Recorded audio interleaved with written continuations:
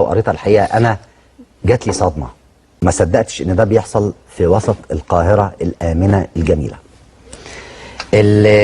مش قضيه بقى ان اي حد بياخد حقه بدراعه وكده، انما كمان في مش بلطجه، ده في اذلال وفي كسر للنفس وللرجوله. الحكايه ببساطه ان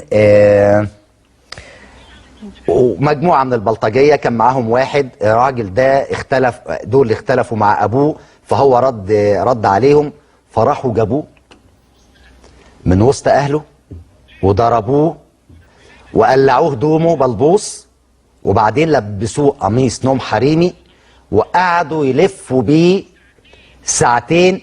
فين بقى؟ في المطريه، ولا يجرؤ احد ان هو يتدخل ويحوشوا منهم.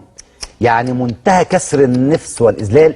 احنا حصلنا على هو قليل قوي المشهد اللي هنشوفه، انما تتخيلوا رجل لابس قميص نوم وهم ماشيين حواليه بيلفوا بيه ساعتين في المطريه بدون ما حد يتدخل، بغض النظر اذا كانت الشرطه اتاخرت ولا ما اتاخرتش، وما دلوقتي مقبوض عليهم وهياخدوا حسابهم. انما انا عايز اقول الانسانيه، يعني فين النخوه وفين الرجوله وفين حاجات؟ الناس اللي واقفه بتتفرج دي خايفه من ايه؟ يعني هم نفترض 5 6 10 20، في 200 واحد يدخلوا يشيلوه من ايديهم.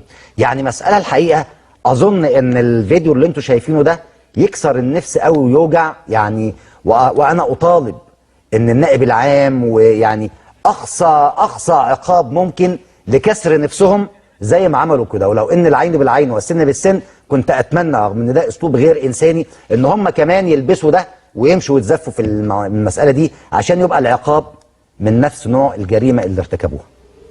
مالك؟ لا يعني موقف صعب قوي فعلا. ما في ايه ده؟ فين ما فيش انسانيه فعلا، ما فيش قلب وفي تبلد. يعني ربنا يحفظنا يا رب، ربنا يحفظنا. عموما هم دلوقتي موجودين في اسم شرطه المطريه يعني برضو نرجع ونقول ان دي حاجه جديده علينا. ما كانش ما كناش بالحاله الراسه دي، ما كناش بنعمل في بعض كده، في نخوه كده وفي شهامه كده.